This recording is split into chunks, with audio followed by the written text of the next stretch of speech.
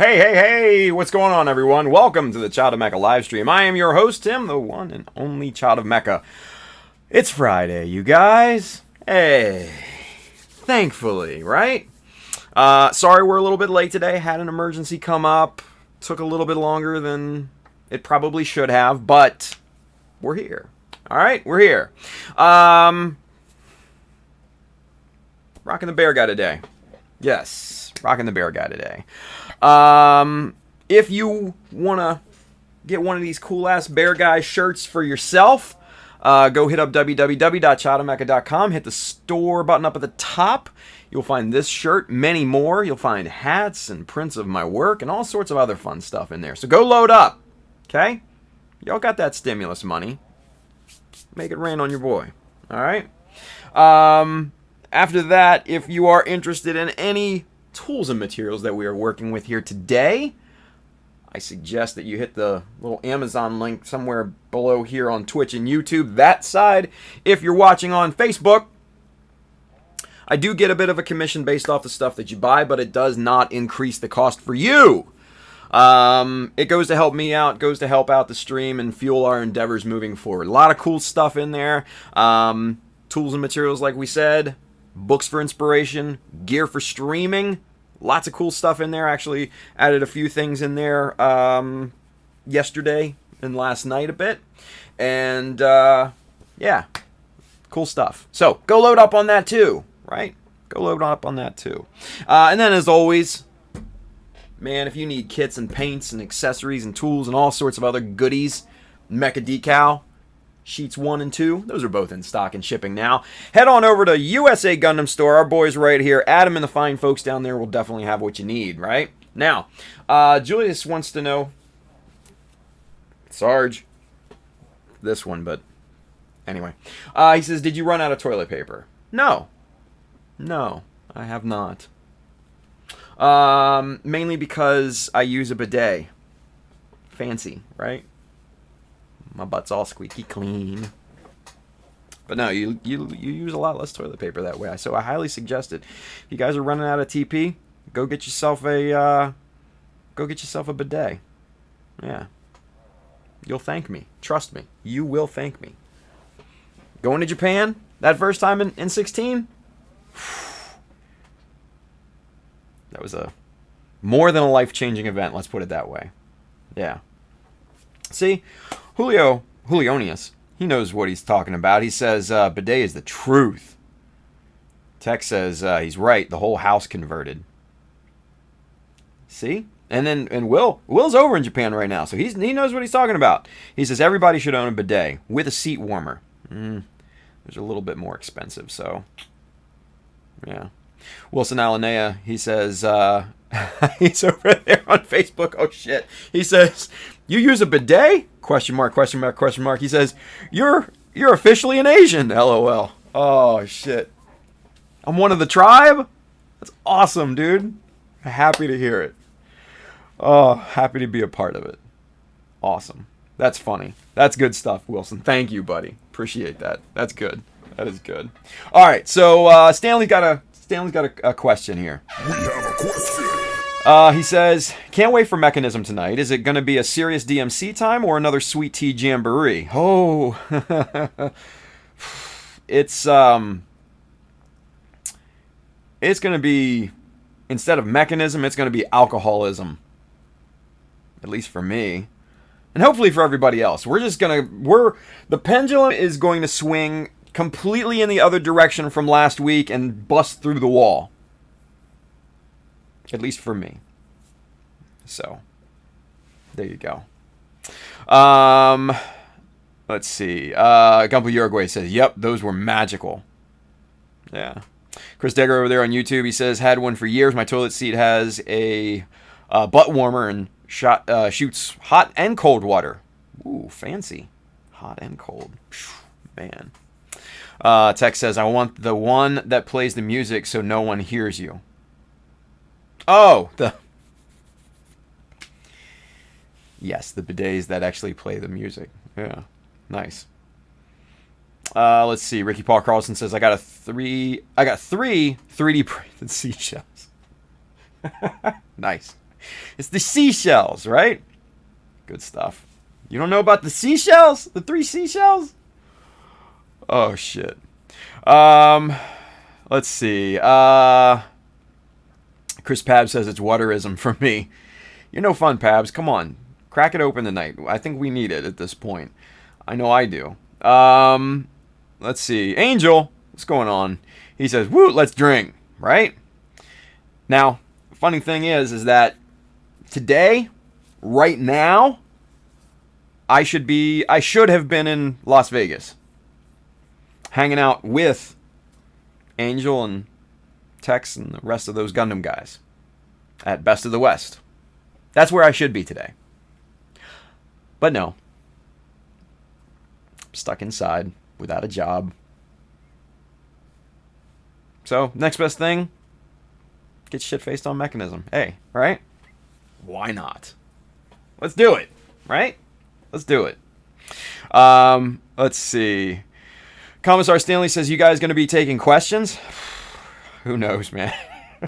Who knows? I don't know if I'm going to be able to even work the board by the time the show's done tonight, honestly. Very good question. Very good question. We'll wait and see, right? Chris Pab says, that guy doesn't know how to use the 3 seashells. Nice. Tex Marquis says, my oyster buddy. Nice. R4 Andrew says, I can't drink alcohol, Tim, so I'll have to pass. That's okay. That's okay. Javier Gumpa Uruguay. Yeah, laugh all you want. We are so close to the that Demolition Man future, dude, right? Tex says, we should have all been in Vegas. Right? Shitty. Will says, damn, I will be at work, so no Kieran beer for me. Aw. Commissar Stanley says, my mom says I can only drink milk. Sorry, guys. Time for early sober October. Nice. Sarge Julius Dembski says, I thought a bidet was what you put on your bed, and a duvet was what cleaned the... Switch it around. Tex says, I should be poolside with a drink, face of evil, getting a tan. There you go. But no. Miss Rona ruined my plans. Yeah, well, she ruined everybody's plans, didn't she? Julio says, it might be fun. Oh, it will be fun tonight. That's for sure. Hangumpa Uruguay, Javier says, they're gonna be taking shots. No, I'll have my my lemonade. It's just special. My special lemonade. And since I'm wearing a yellow shirt, if I spill it all over myself, you won't see. Win-win, right? Brandon says, fucking Rona, right? Jesus. JD's Gundanium Garage. What's up, JD? He says, Tex gets the board tonight. What? Oh, the control board. Yeah, well, maybe. Ranger Chris says, Catch 22, it's heating up out here in the West, so it might be more comfortable where you're at. No, dude, it's seriously not. It's fucking in the 50s and raining here. I'd much rather be out there. It's a dry heat. I like dry heat. When we went to Sabaton Con last year, everybody was complaining, oh god, it's hot, it's so fucking hot, it's so hot. I'm like, yeah, this is nice. What are you talking about? Weaklings.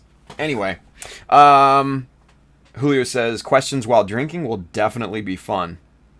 Could be. It could be, right? Gmod says, rat burgers are the future. Oh, God, I hope not.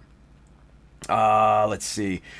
Pab says, fine. I'll nurse some Knob Creek. Phrasing.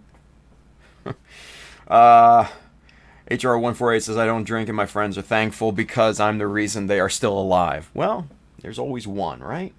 There's always one. Commissar Stanley says, I thought a bidet was a type of bread. It's baguette. Or baguette. Baguette. Tex says, gonna sip on your knob, Chris? It's starting already, kids. It's starting already, and we're not even, 9 minutes into here. It's starting already, and I love it. Oh. Angel says, give me the heat. See? I'm with Angel. Brendan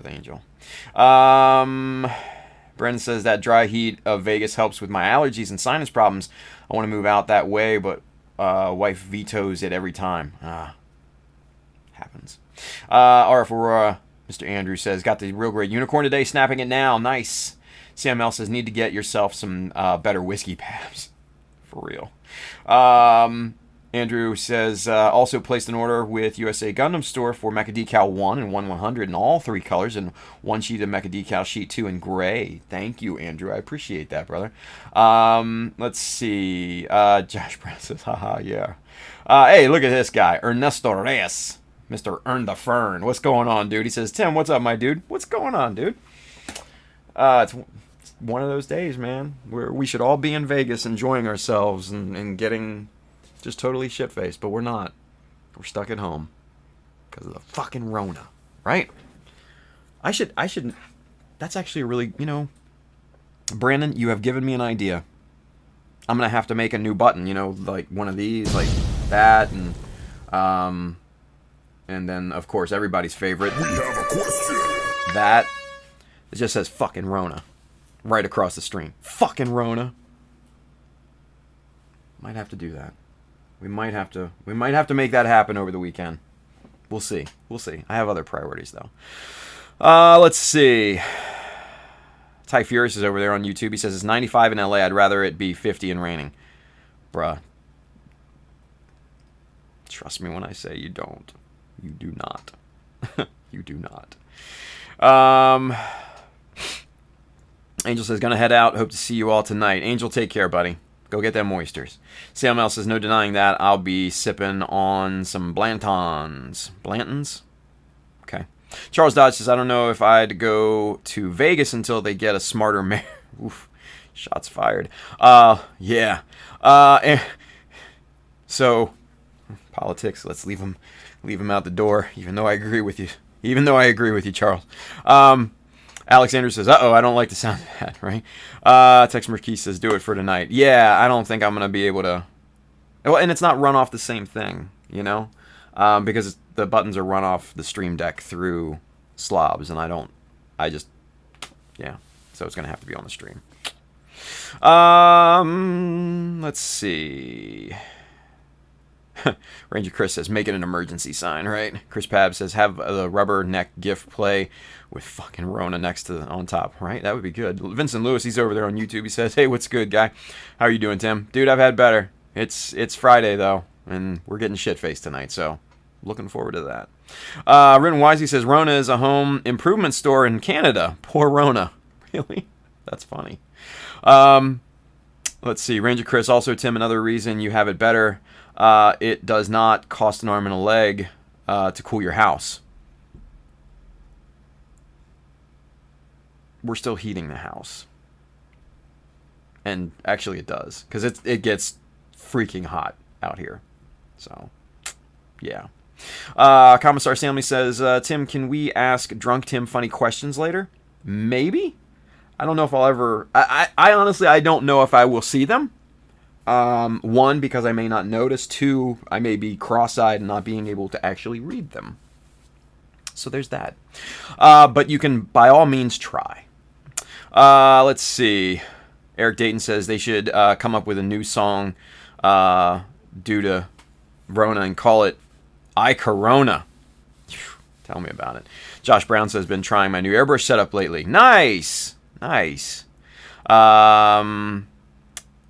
Let's see. Andrew says, prefer it between 55 and 75 degrees with a nice cool breeze and sunny.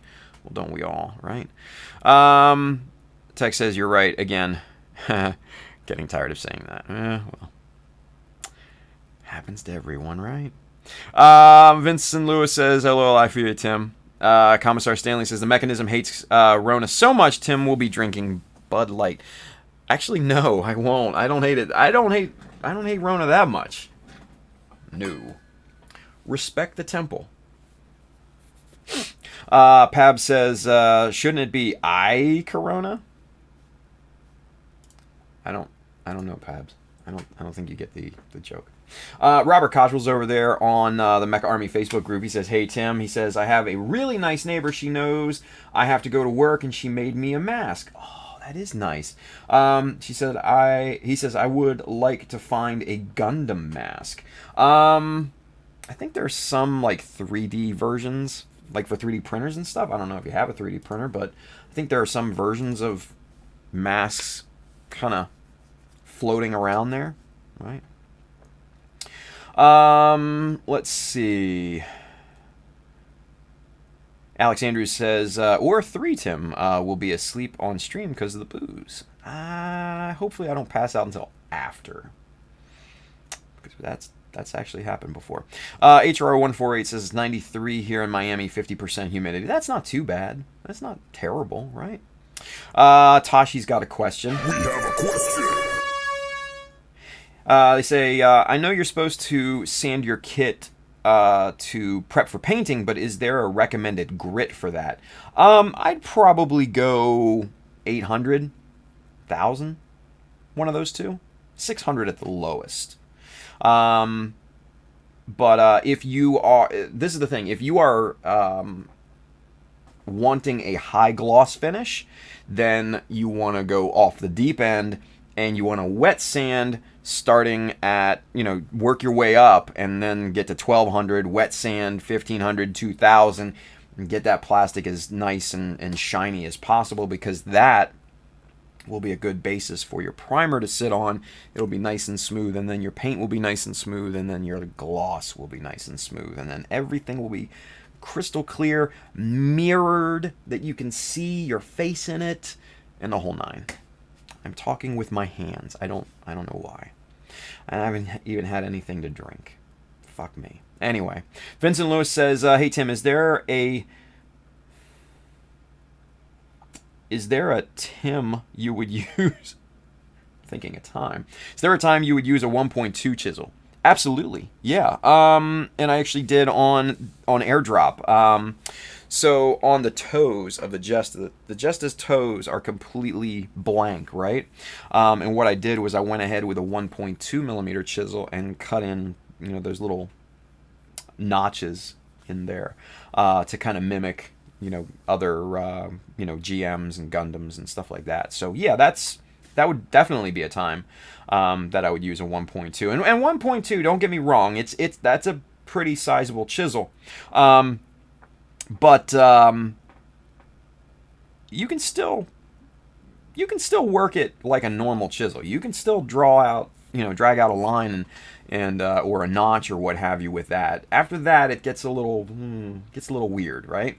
But yeah, 1.2, I wouldn't have a problem with. Yeah. Juliana says, my Corona. Tex says the song is My Sharona. Right. She also says, did they not have pop music at Hogwarts? Right? Maybe he just didn't have it in House Hufflepuff, right?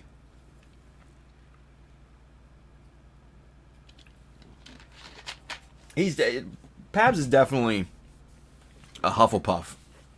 100%. And now, mind you, I'm no big Harry Potter fan. I've seen the movies. Most of them. I've never read the books. Never listened to the audiobooks. Not into the culture or the fandom or anything like that. I just remember the House Hufflepuff. Because it was like a badger or something. So, I can see Pabs like that. In a cute, squishy, soft house. Yeah. Yeah. Let's get to Mike Skyer's question, and then I'll address Tex and Pabs here. We have a question. So Mike Skyers wants to know, what chisels would you recommend for building up a set? Cool. Great question, and I like where your head's at, Mike. So there's 3 chisels to start with. 2 I always recommend. 1 is one or the other, and I'll explain. So the 2 I start with are 0.3, right there, 0.3, and then 0.6. Now, obviously, you can have whatever color handles you want, but these are just mine. So 0.3 and 0.6 are your perfect chisels for notches and things on whatever size that you're building. So these are definites. 0.5 you can get away with as well, but I like I like the symmetry and the scalability of 0.5 or 0.3 and 0.6, right? Now, the either or third one, it's either, it depends on the scale that you prefer. For smaller scales, 144 and the like, I would go with a 0.1 millimeter chisel for panel lines, right? Now, if you build bigger than 144, 100 and up, then I would go to 0.15, right? That little bit of difference, it does, you can see it, right? You can absolutely see it. So those would be the three that I would recommend starting off with. 0.1 or 0.15, 0.3, 0.6. And look at that, CML and Will, you guys are on the money, man. Good stuff. But anyways, back to the Hogwarts house debate. Tex says Chris is a Hufflepuff. Dead on balls accurate. See? Chris says, I'm a fucking Slytherin, bruv. Dude, you hardly even drink. You are a Hufflepuff through and through. Just accept it, Pab. Know your place in the School of Magic. And then you'll fit in. Okay? You'll fit in. Trust me. Vincent Lewis said, oh, hey, there's a question. Vincent has a question. Okay. Let's get you. We have a question. Hey now. Vince says, is there any specific reason for 0.3 and 0.6? Aesthetics. Yeah. So for me, I only build 1/100s. Mostly 1/100s. Stupid SD. But I mostly build 1/100s, and on 1/100 scale, 0.3 and 0.6 look wonderful for notches and things of that nature. And you can even do a panel line with a 0.3 and it still look really, really good. I wouldn't necessarily recommend it for all your panel lines, but for accents and stuff like that, absolutely you could get away with it. So that's kind of why I like 0.3 and 0.6. The 0.3 is nice for little itty bitty notches because it's twice the size of your 0.15, and it just really looks quite nice. But then your 0.6 is twice the size of your 0.3, and you see the scaling, right? So that's kind of why I say, to start with those three. Just aesthetics, personal preference, and just kind of experience seeing what works and what doesn't. Let's see. Seth Boyd's over there on YouTube, and he's got a question. Hey. We have a question. He says, is it easier to do customs on master grades, or does most of the community customize high grades? I would say both. Yeah, both. I customize master grades all the time, but then I also have been customizing this dumb little high grade. So I'd say it's probably even on both sides, right? Now, mind you, your more intricate models will probably be a little bit more difficult and complex to customize, especially when you get into the inner frames and stuff like that, or for like real grades and things. It'll probably be a challenge, because if you cut a limb to extend it or shorten it or whatever, then you're going to have a somewhat of a domino effect, and you're going to have to fix other things that come up as a result of you cutting said arm or limb or whatever, right? Now, real quick before I forget, Woody, Mr. Wobish, I saw him earlier in the chat. Woody, I still need to get you that thing that we were talking about yesterday. I have not forgotten. It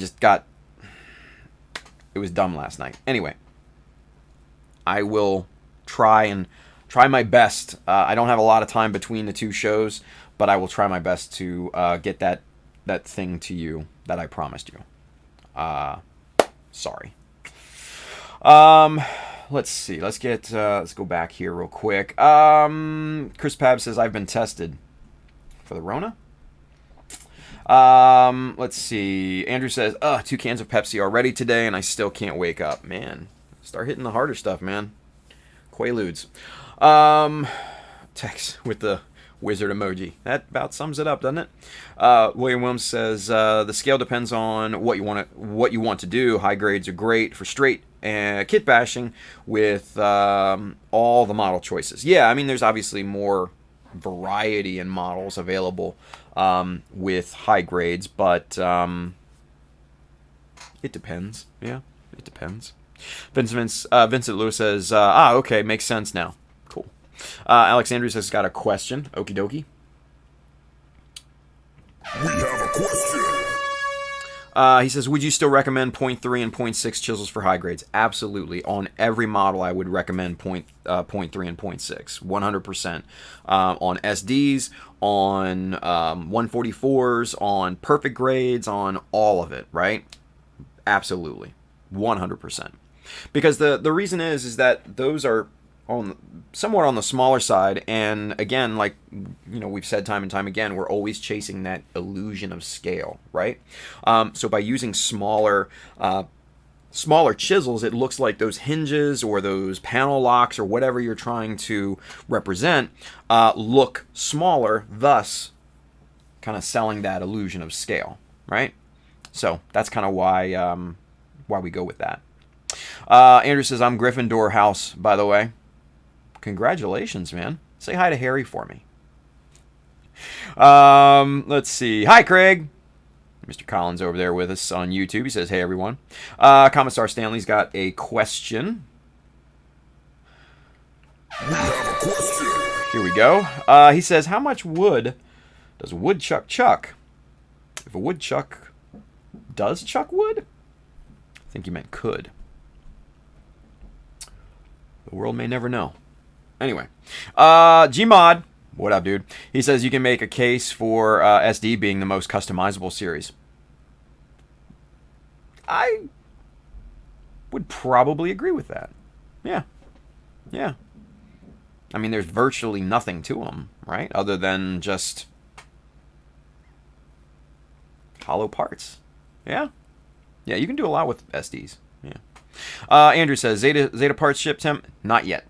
It's another thing that I still have to freaking do. Trust me, it's busy in Chata Mecha Land, kids. It's very busy. Chris Pab sent me a GIF. Let's see what this is. I like it. I like it, Pabs. That's a good one. That's a good one. I like that. Yeah, we might have to do something with that. Anyway, Mike Skyers, BMC or Madworks, or just whatever you can find in stock. Either or, they have their pros and cons. And this is a continuation from his previous question, so there's no need for we have a question. We've done kind of comparisons between the two. The one thing with BMCs is that they are more expensive for the chisel and the handle combined. But the cool thing about this is that this is its own little storage unit right here. You don't have to worry about the chisel breaking, because you have a dedicated cap to it. The handle is also really nice because it gives you a lot of dexterity and you can really kind of clamp down on that sucker. Now, on the other hand, Madworks, you need like a separate specialized handle, either like this, especially for the round bar stock, or like an Olfa handle or something like that to handle the blade styles, and then something even more to handle the blade styles that are wider than 0.5 millimeter. So there's that, and then obviously you don't have a cap for that, so you'd have to put that back in the packaging. So there's pluses and minuses. The Madworks are less expensive though, so that's another thing. Line-wise, completely the same. 100% on par with one another. So you have to weigh kind of your own pros and cons, but line quality, you're going to have the same line quality out of both. Me, if you were to ask my individual opinion, I go BMC. But I do have some Madworks. I don't hardly ever use them, but I do have Madworks. Yeah. One, 2 of the same width. Anyway, let's continue on and sally forth. Here we go. Will, for some reason I missed this. Will wants to know, has a question. Now, you guys are not going to continue to ask me questions the entire time to draw this out like you had planned in the pre-show to run this into Mechanism. It's not going to happen. We are going to stop promptly at 6:30, and that's the bottom line. So Will says, have you snapped a real grade to compare it to master grades and high grades? No, because I hate real grades. They're just a waste of my time.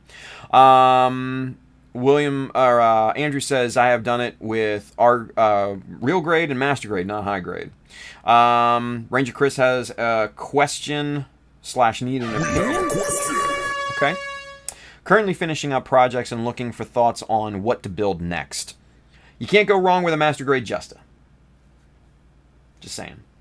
You can't go wrong with a master grade Sinanju Stein Verka. You can't go wrong with a GM Sniper 2 master grade. You can't go wrong with a master grade Hayaku Shiki 2.0. You can't go wrong with a 1/100 scale Grimgird. Can't go wrong with a RE100 Bawu. Yeah. What else? Master Grade Gelgoog 2.0. Those are good. Master Grade Zaku 2.0. All of those are just high quality. What else do we have on the shelf over here that I could recommend? Oh, yeah. A Master Grade Ground Gundam. Any of the Ground Gundams. Those are good, too. So, yeah. Ranger Chris says, option 1, work on building down the stash of non-Gunpla kits would help the most with stash reduction. I agree. SCGMC project had planned to do, this is option 2, had planned to do this for GBWC, but after reading the rules thought it might be too spicy in the bouncy fun kind of way. Option 3, Gun Cannon project, have an idea to do a fire-based scene with a modded Master Grade gun cannon as the base would be the most time-consuming and would require me getting some chisels. I kind of like the sounds of number 3. Number 1 would be the most practical. Number 2 would be the most spicy and bouncy, whatever that means. I don't know. Javier says, when you customize a high grade, you don't have to worry about a lot of things like an inner frame. Well, most of the time. Stanley says, it feels like 1/100s are good for customizing, but 144s are good for kit bashing. Yeah, because they share a lot of the same joint sizes and all that, you know? So, yeah. Alexander says, dang it, Hobby Frontline, don't stock BMC. Sorry. Pab says, Madworks, Round Type, and Dispaye are good alternatives. There you go. Kenneth Sims says, there's a third choice, Dispaye chisels. Yeah, I've never tried them personally, so. Tex says, boo on the question curfew. Well, I have shit to do. Let's see. Ranger Chris says, wait, there was a plan to bog Tim down with questions? Yes, there was. Alex Andrew says, I was just taking a look for future reference, Pabs. Eric Dayton, told you guys. Ha ha ha ha. Yeah. Brandon says, Zaku Warrior. Yeah, that looks like a good one. I've never built it myself, but it does look like a good one. Javier says, Double Zeta Verka. Again, not one that I've ever built, but again, looks like a good one. Chris Dagger says, Master Grade 2.0, I have built so many variants. LMAO, they are amazing. They are really amazing, yeah. Wilson Alanea over there on Facebook says, can't go wrong with any Master Grade 2.0 interframes.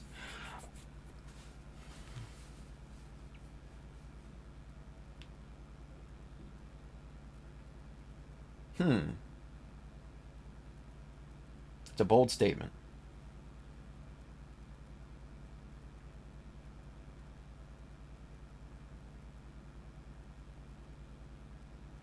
Thinking about that. You may be right. Yeah, you may be right, Wilson. You may be right. Huh, yeah. We'll go with that, yeah. Floyd Basin's over there on Facebook as well. He says Easy 8. Yes. Like I said, any of the ground Gundams, or ground Gundam, ground types, let's put it that way. Any of those are just super solid. Even after however old they are, they're great. I mean, look at this guy. This guy. He's still solid as the day I built him. And then solid as the day I rebuilt him. Let's see. William Williams says, see you guys at Mechanism on Facebook. There you go, Will. Good stuff.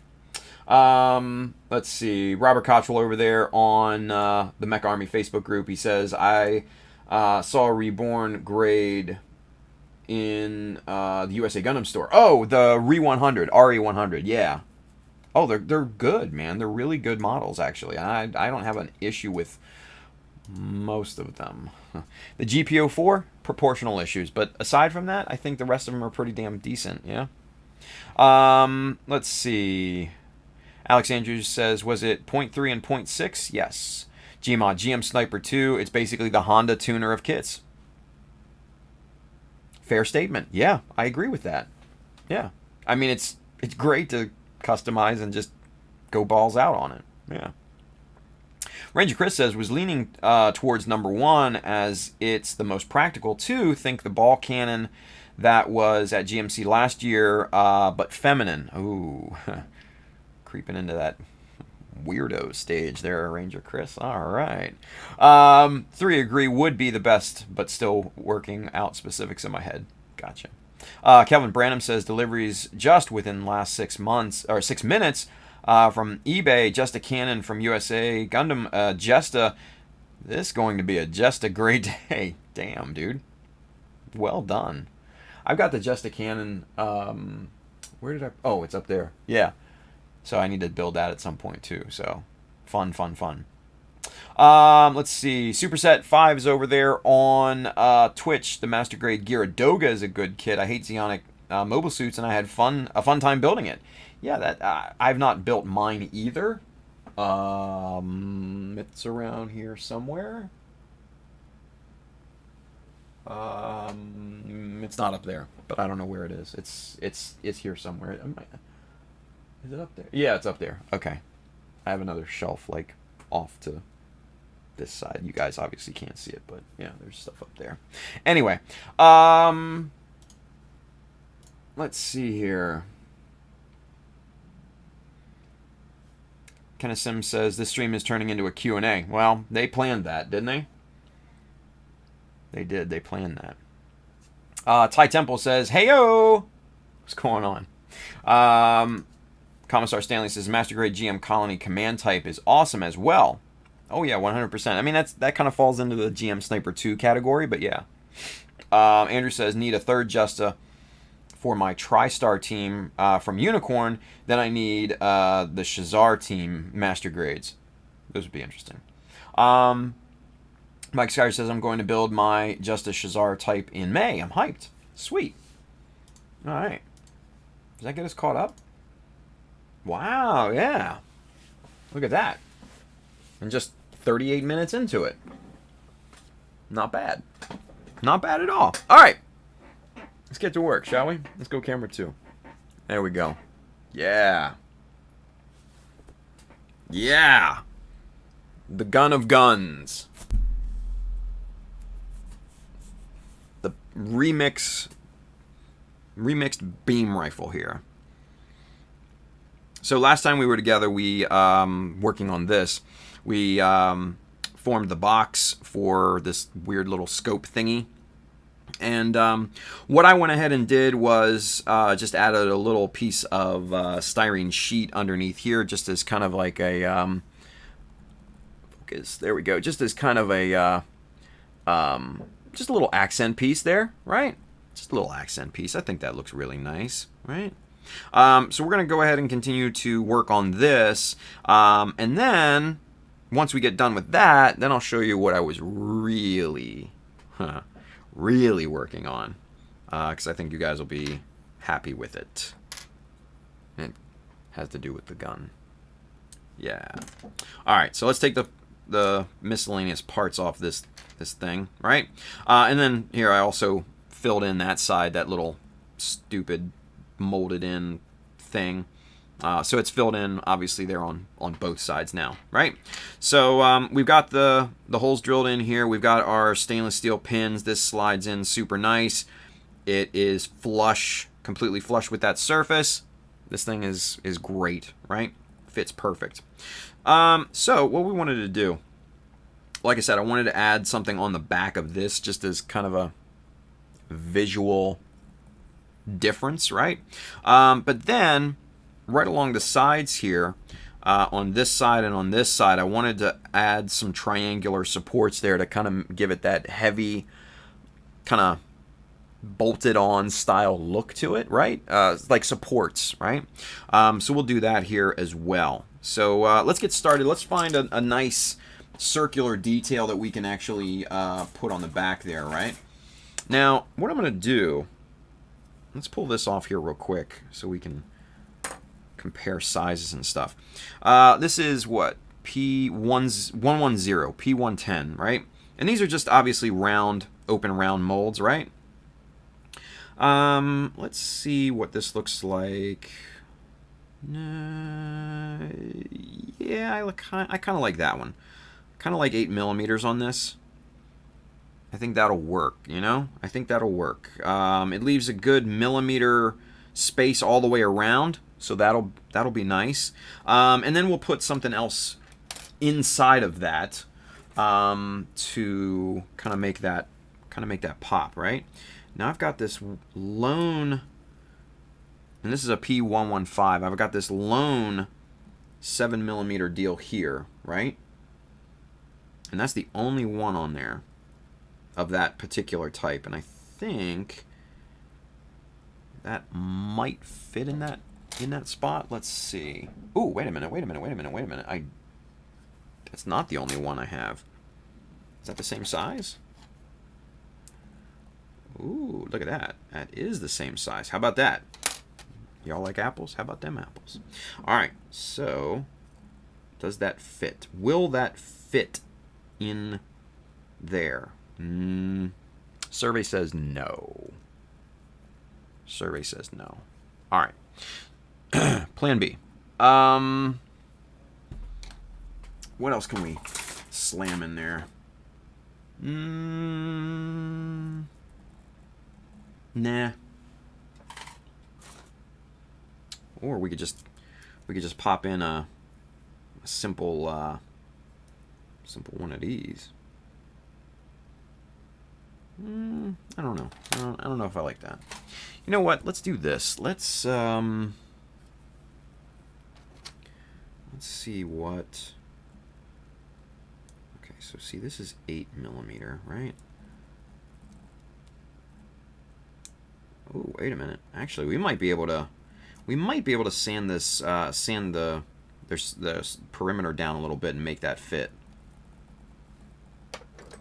We might be able to do that. I think that's what we want to do.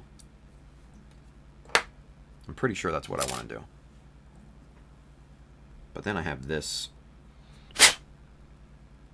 one sitting here. Ooh. And that would fit. Okay, that's what we want to do. All right, get rid of these two. We don't need them. Because we had this sitting over on the ledge thing right in front of me underneath my little monitor, right?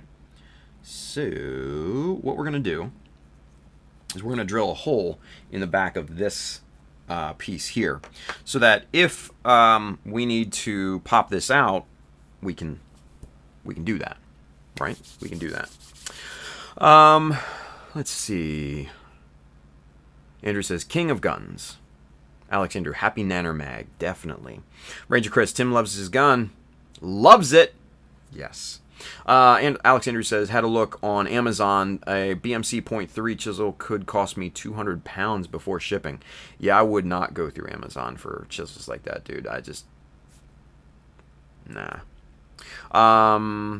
Andrew, here's a question. We have a question. He says, is there the over-under grenade launcher going to be a working type one where it slides forward to insert a grenade? No, it will be purely aesthetic. I don't got time to make it functional. Robert Cottrell has a question. Reload the button here. We have a question. He says, question, Reborn Gundam, are they old Gundam that were brought back into production? No. Okay, so the story with RE100s, Robert, is that they are mobile suits that Bandai thinks won't get a lot of love if they put them onto the master grade line. They are quote-unquote lesser-known mobile suits, which I would probably agree for the most part. The Bawu might be questionable. The Nightingale and GPO4 probably are questionable on that side of things, but they were from, manga. But aside from that, I think that's probably a fairly accurate statement by Bandai. They are lesser-known mobile suits, so yeah, they might not have gotten the love that they would have, that would have needed it to be cost-effective to turn those mobile suits into master grades because of the R&D and molding processes and everything. So they specifically chose these, since they were less popular, as more simplified 1/100 grades, simply to still be able to offer it to the public, but at a lesser cost to both Bandai and to the consumer. So yeah, they don't have nearly the full inner frames that master grades do. They don't have the details, and the gimmicks and stuff like master grades do. But they still are pretty damn nice models. I'm not gonna lie. If you were to compare most of those with master grades, say from the early to late 2000s, they're pretty much on par, right? Because early master grades didn't have full inner frames either. So that's kind of what their story is. I think I thought it was a great move by Bandai, to be quite honest. So, yeah. Ty Furious says you have to be on the constant hunt for BMC chisels and order them when you see them at a decent price. That is true. Pab says, all right, I got some errands to run. See you all tonight. Take care, Pabs. Stanley says Tim loves his nanner. Yep. Alexander just ordered a red BMC chisel holder and the 0.6mm blade. There you go. Brandon says, any idea when USA Gundam is getting in more BMC? It should be soon, right? Obviously, with everything going on, shipping times are just kind of out the window at this point. You never know. But yeah, Adam's got kind of like a full restock on order from what I understand. So just keep an eye out.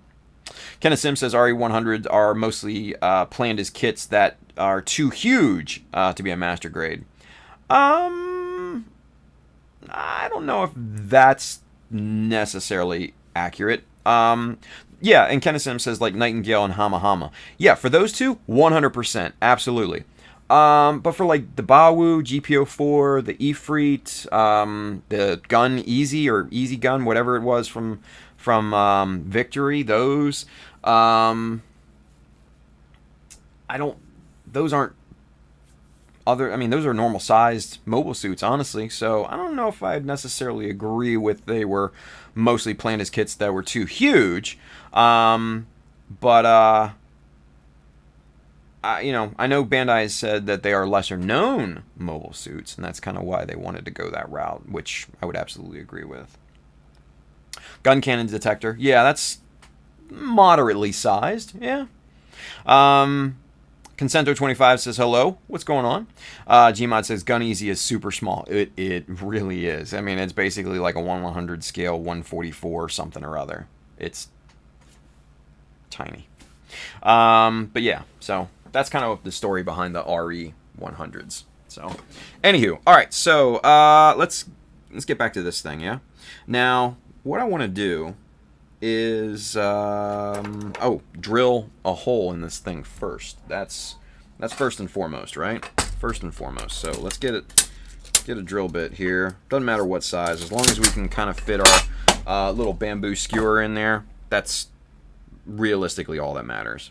And this doesn't even have to be centered or anything like that. It just has to be there.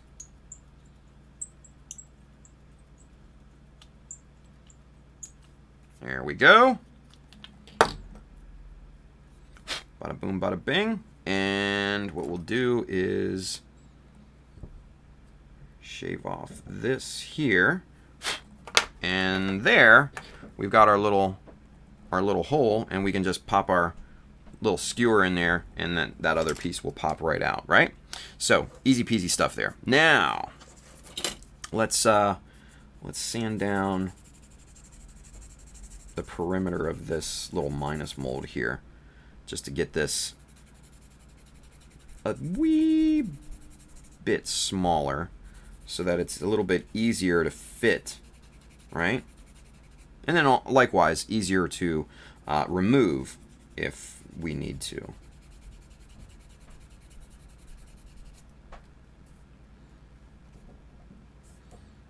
And what I'm doing, I'm holding the sandpaper kind of at an angle like this, right? Not so dramatic, but just to kind of taper downward the outer diameter of this thing, right?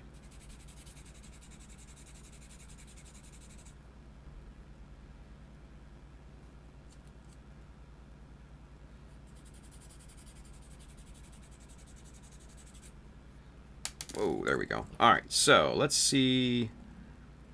Yeah, and see, boom, that just pops right in there, and that's a good look. That's a nice little doubled up look. And then right there on the back of that,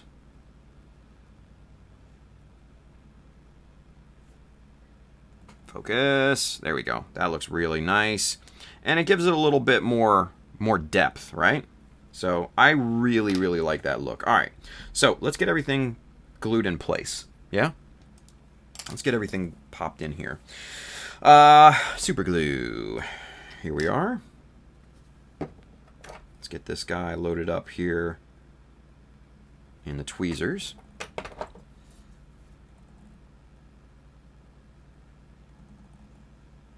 Just hit that with a nice little generous drop of super glue, and then that pops in there ever so nicely. Get a little, you can see the glare for the super glue squeezing out at the bottom, but that's going to be really nice. Okay, all right, now the harder part is to apply this to here, right? And it's going to be a little bit more on the difficult side. So for that, we're going to get our eyes on here, and we're going to be extra kind of careful with this. So let's get zoomed in a little bit. There we go. So you guys can see exactly what we're doing here. Now, we're going to hit the back of this with a little bit of super glue, and we're going to try and spread that out. And we're actually going to take a little bit of the excess off of there, because we don't need that much. There we go. We're just spreading that out a little bit. All right, so now proper placement is absolutely crucial in this particular step. All right, let's make sure we're on camera here. All right, so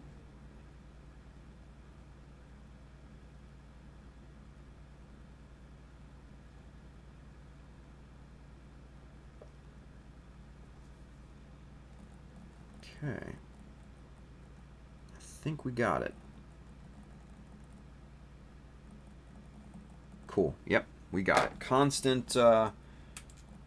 Constant distance from either side, so that looks good.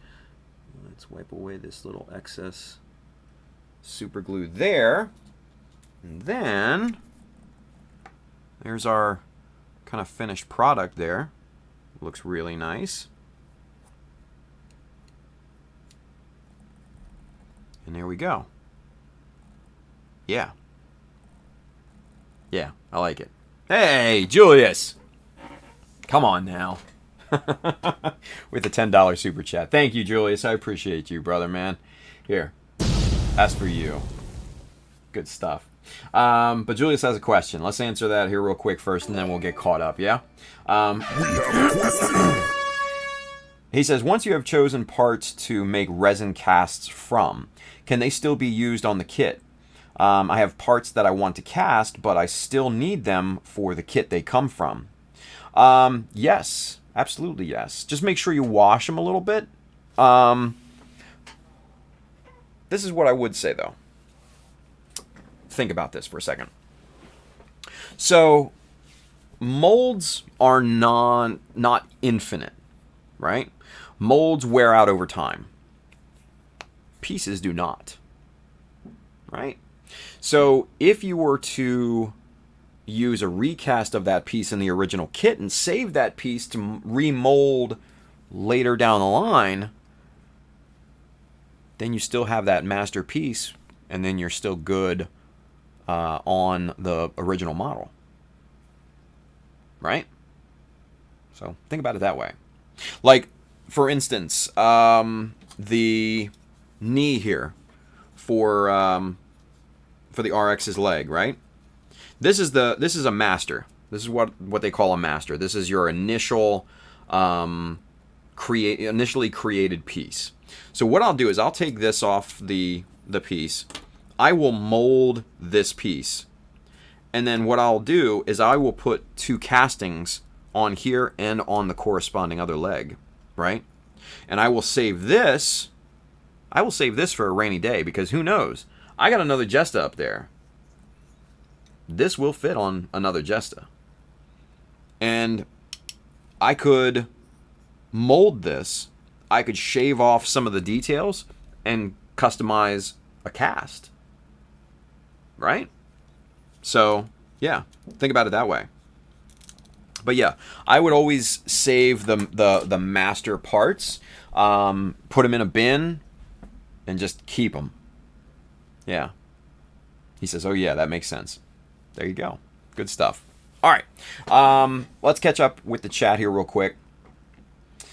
Brandon says, feel like the RE line are kits that people wouldn't pay master grade prices for, and that Bandai does not want to do a lot of detail work on.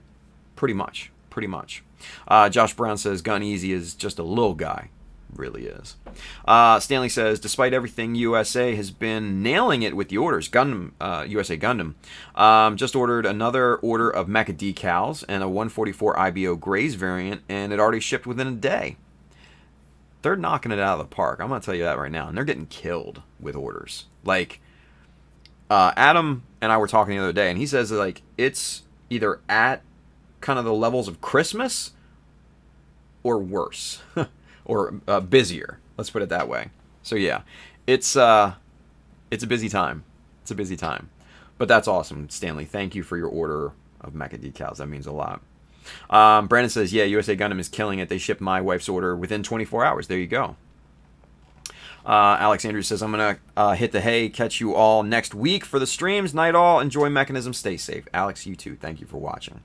Manny's over there on Facebook. He says, hey, all. What's going on, babyface? Ranger Chris, have done that to replace a part that melted. Yeah, see, there you go. Vincent Lewis says, so that's how you do it. Yeah. Ranger Chris says, people have no time on their hands and nothing to, or have time on their hands and nothing to do. Yeah, so why not build models, right? You're not getting paid to work. Exactly. All right, so time check. Cool, we still got an hour. Excellent. Because what I want to show you, I think you guys will be excited about. But let's continue and finish kind of the detailing on this first. Yeah? So what we're going to do is we are going to... Ooh, hey now. There we go. All right, so we're going to put our 1, 2, 3 blocks like this. And we're going to put the pins right in the middle there. And that's going to help us suspend this between there. And that's going to keep the surface hopefully as flat as we possibly can get it, because that's going to be important for the next step. So what we're going to do, we're going to make some triangular supports for this thing. So we're going to Whoa, hey now, don't do that. Don't do that. We're going to pull in the chopper, and we're going to lock in our 45 degree guide here, right? And then what we're going to do, we're going to use 2 millimeter by 1 millimeter. I think that's 1. That might be 3/4. Yeah, that's 3/4. We'll go with that. Screw it. But we're going to use 3/4 by 1 millimeter, right? Now, since this is 2 millimeters, we want a 2 millimeter bevel to make a full triangle. So what we're going to do is we're going to use, we're not going to use that because that's not 1 millimeter. This is 1 millimeter. So we're going to use 1 millimeter. That will equate to a 2 millimeter bevel, and that will give us a perfect little triangle on a 2 millimeter piece, right? Maths are hard. So let's see here. Let's get our first run in here. Pop that. And there we go. One little triangle.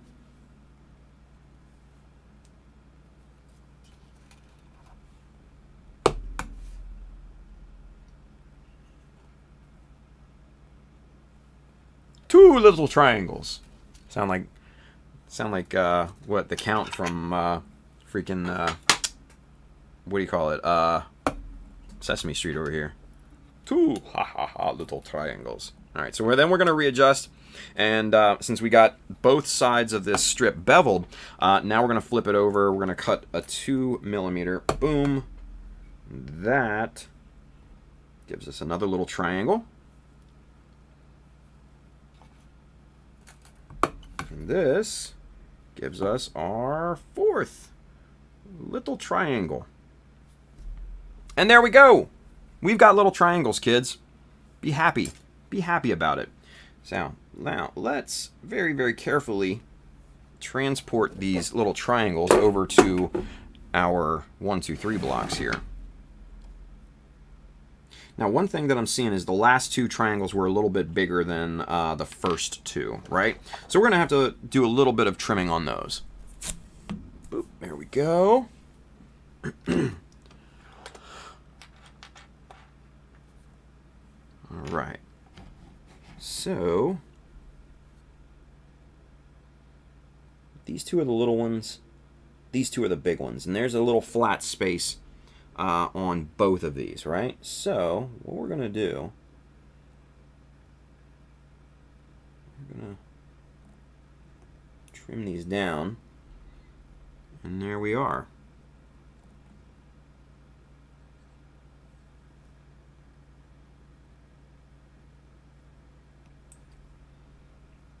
Nice. Perfectly sized little triangles, right? Easy. Easy. Let's see. Manny says, so I may be on mechanism tonight depending if my pain meds don't knock me out. Fair enough, Manny. Hope we see you there, buddy. Vincent Lewis says, I need to go back and watch your video on casting again now. Yeah. We don't get into it too much, so if you got questions, then just shoot me a message. Yeah? All right. Anyway, let's get back to this right here.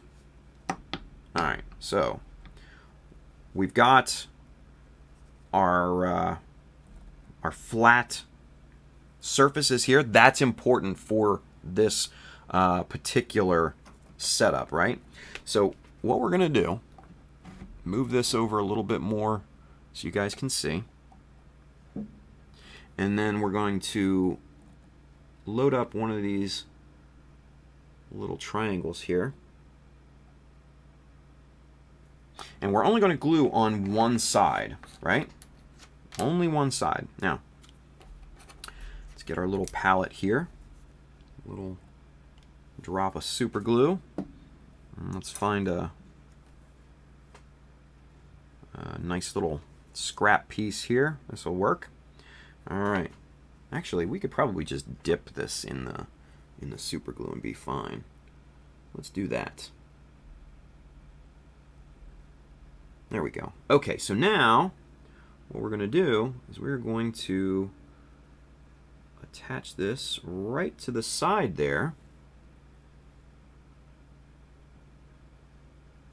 Just like that. Right? Just like that.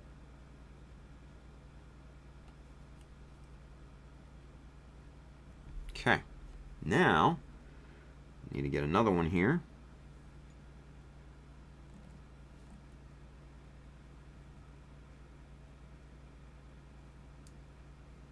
Load that up.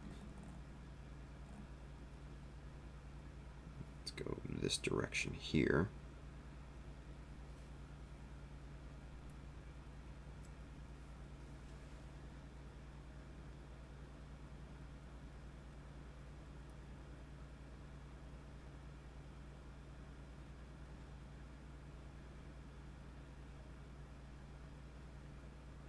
We'll hold that there until it attaches. Ah, come on, you. It wants to stay on the tweezers more than it does the piece. There it goes. There it goes. We need to make sure that these are nice and perpendicular. And I just broke that off. That's not a problem. We'll just reattach it here.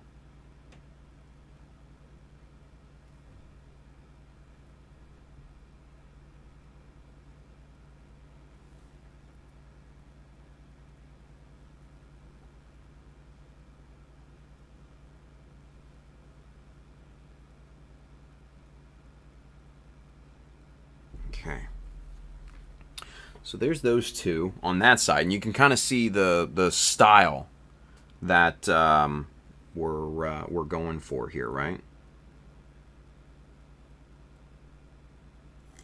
Now, we want to make sure that these parts don't glue too much to the 1, 2, 3 blocks. We want to be able to pry these up here, so we're going to remove this guy and then carefully start to pry this, hopefully without breaking the piece off of the part we glued it to. There we go. Very nice. So there's that. That's kind of what that looks like, right? Focus. There we go. See? Has those nice little support. And I just popped it off. Ain't that a bitch? That happens. That happens. Let's give that another shot, shall we?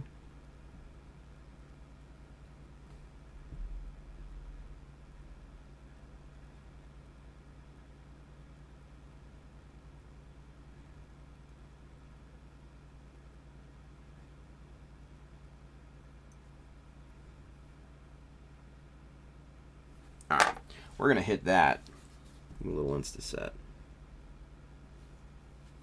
Okay. We'll let that sit and kind of marinate for a few seconds, right? Andrew says, don't worry, be happy. Good point. Vince says, Roger, will do. Nice.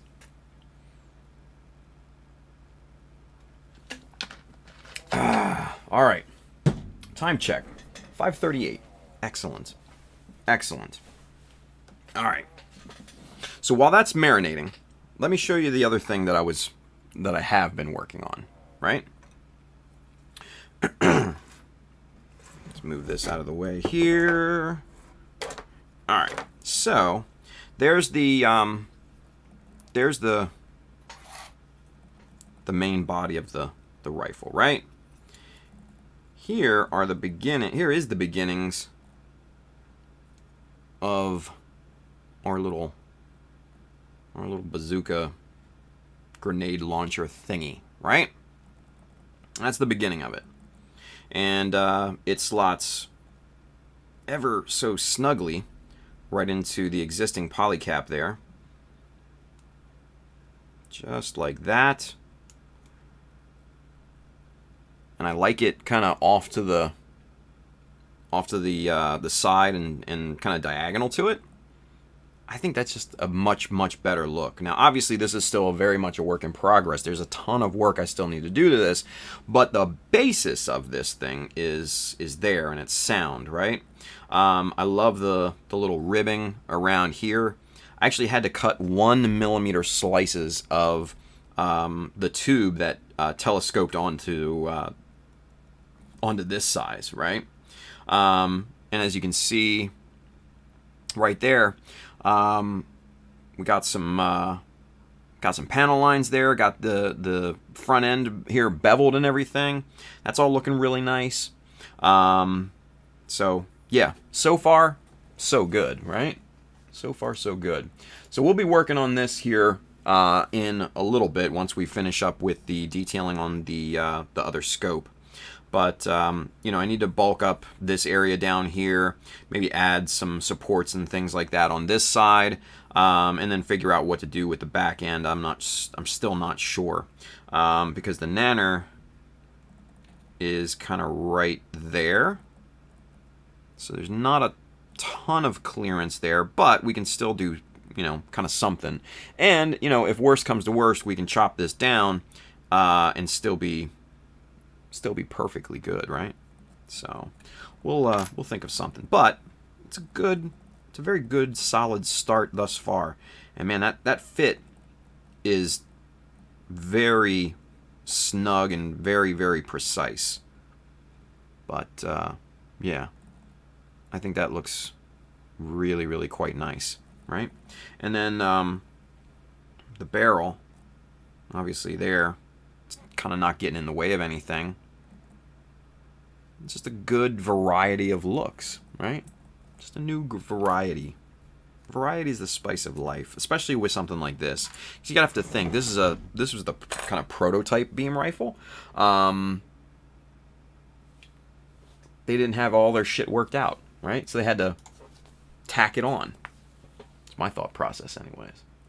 Superset 5's over there on Twitch. He says, just finished modding the shoulder connection to the Justice frame of said shoulder. Now it fits the peg of the Jagan, and it looks so nice. That's awesome, dude. That's awesome. I'm sure it probably does look really nice, because they're similar in kind of design and all that, right? So, yeah, good stuff. All right. Let's continue on with our little triangles here, right? Our teeny weeny triangles. Just like that. Let's get our little glue palette back in here, and let's grab some little triangles.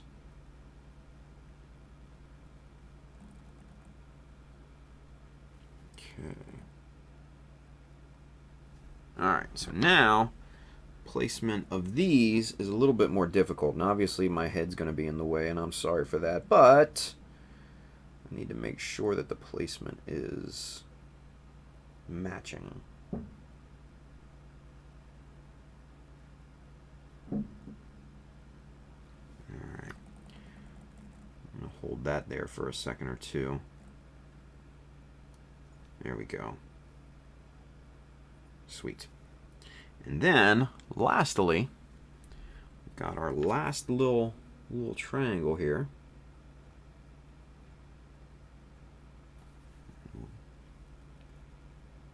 That in the super glue, and then also my big old head's gonna be in the way. Sorry about that again.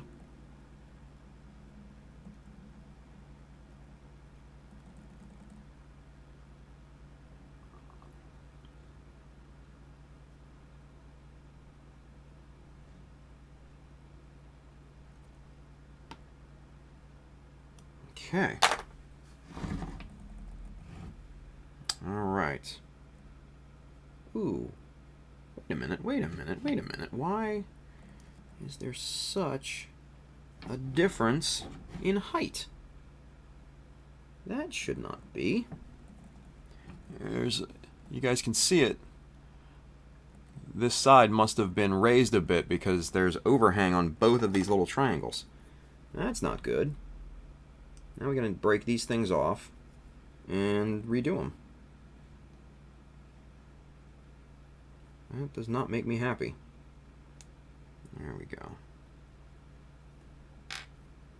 Alright, well, take two. Let's try that again, yeah? Let's get our little palette back in here. And what we'll go ahead and do is we'll just kind of hold it inverted like this. Kind of go from there, right?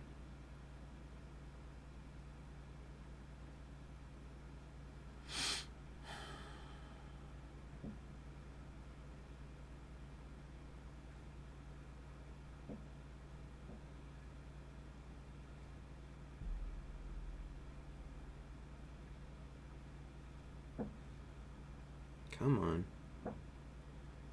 Let go of the tweezers. Let go, let go, let go, let go. There we go. There we go. Now, I should have thought of this before, but I didn't. I should probably be using traditional tweezers for this. Because these are such small parts, and I do want to be able to let them go. I should have probably used these.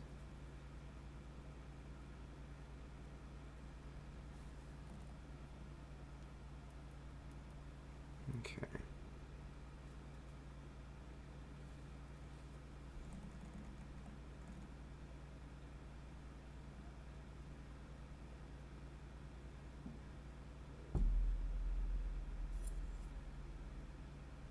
Much better.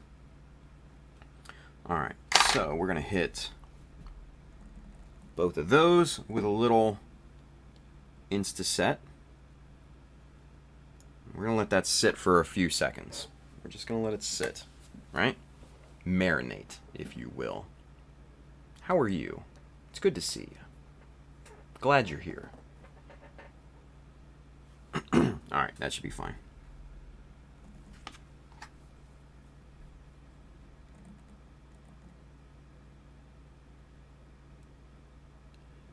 Clean off some of this glue squeeze out here.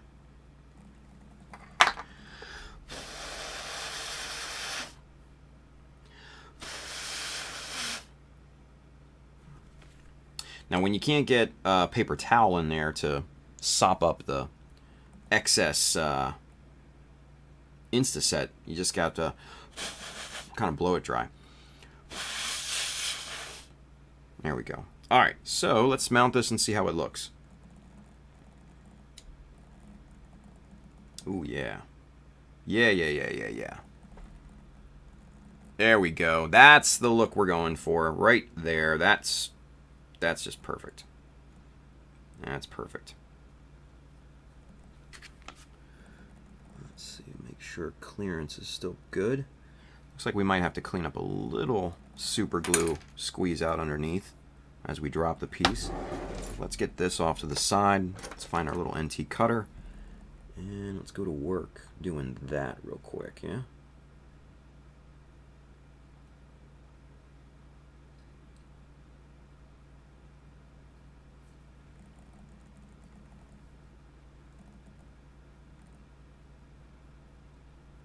Okay. That should increase the fit. Looks good on that side. Yeah. See, that's nice and flush. That's nice and flush. That's looking good, kids. That's the look Daddy's going for. Hell yeah. That's the look Daddy's going for. Yeah. All right. Let's get this thing put together here and let's kind of see the whole package. Yeah?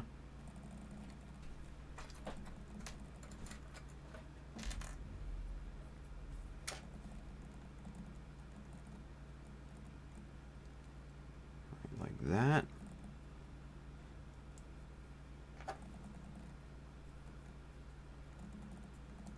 Barrel on there. And the nanner. There's that. Now, let's add this component here.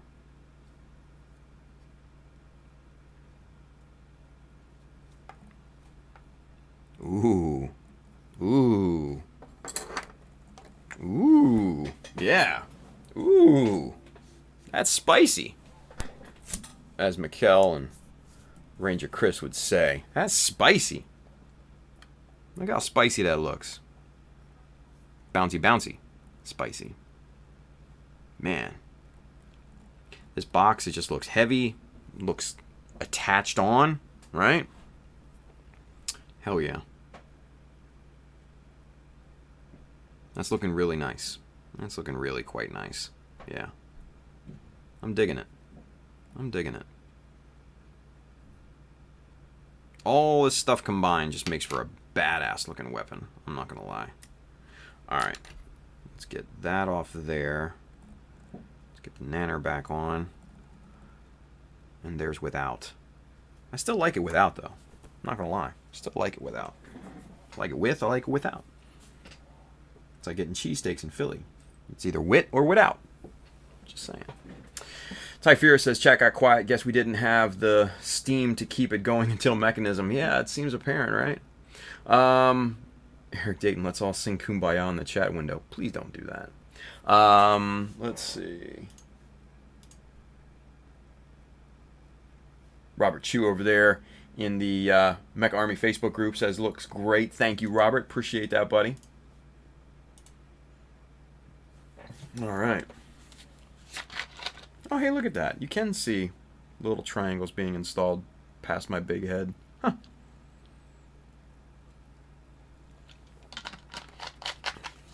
That's amazing. Anyway, I'm watching the admin, the control panel version of it, not what you see. Anyway. All right, so we've got this. Now, how I did this was a little bit intricate, right? So I took the 1, 2, 3 block first, filed down one of or both of these strips, right? Both of these, focus. There we go. Filed down both of these strips to a nice bevel, and then I put the tube like right on the corner and met all these together, super glued them together very, very carefully, and kind of worked from there. I did the panel lines and the beveling on the tube first in my drill with one of the BMC chisels, and then ever so carefully cut out 1mm slices from the larger tube that it telescopes into. And I don't think this is the one, is it? Yeah, that is. So that telescopes right into that. Cut 1mm slices of this, sanded those down, fit them, and then cut them to the correct kind of size there to meet at the two surfaces. So that's kind of how we did the ribbing there, and that all came out really nice. Located the center point for the polycap. Drilled a pilot hole, expanded that with a 3mm bit, popped in our new peg, super glued that in, cleaned it up, and that's kind of where we are right now, kids. Looks pretty good, yeah? Yeah. Terry T says, sorry, busy planning a high-grade conversion, trying to make an AOZ Nemo cannon. Nice. Robert O's over there on YouTube. He says, what knife are you using? Excellent. I use several. This right here is my hobby knife of choice. This is the little NT cutter, right? Little steel-handled knife, tiny blades. This one is at a 45 degree, and what's great about these little NT cutters is that they are Japanese made, and the blades, you get 40 blades for roughly $4 or $5 on Amazon, right? You can get a variety of different handles. You can get, larger diameters. You can get ones with the soft little grippy thing on it. I just like this little thin one, this little dainty one, just because it gives me a lot of dexterity, right? Compared to the normal Olfa knife, or this would be a rebranded Tamiya art knife. That's kind of the size difference, right? Which is noticeable. And I didn't like the size difference in the beginning, but once I got kind of used to it and the amount of dexterity it gives me, man, this is my blade of choice, my knife of choice. But then I'll also, revert back to the Olfa art knives sometimes with, their good old standard blades.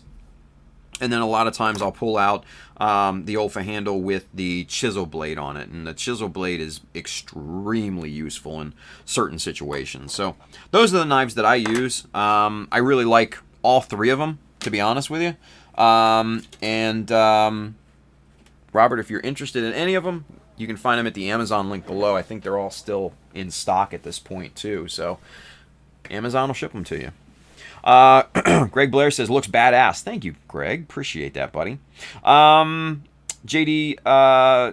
Gundanium Garage. Can't remember if this question was asked the other day, but question. Oh, this button is so slow. There we go. Where can I get custom decals made? I want to try to convert my Perfect Grade Mark II into a Hazel Custom, so I'd need 1/60th AOZ decals. Terry T says, I think USA Gundam Store sells Simp AOZ decals. I don't know.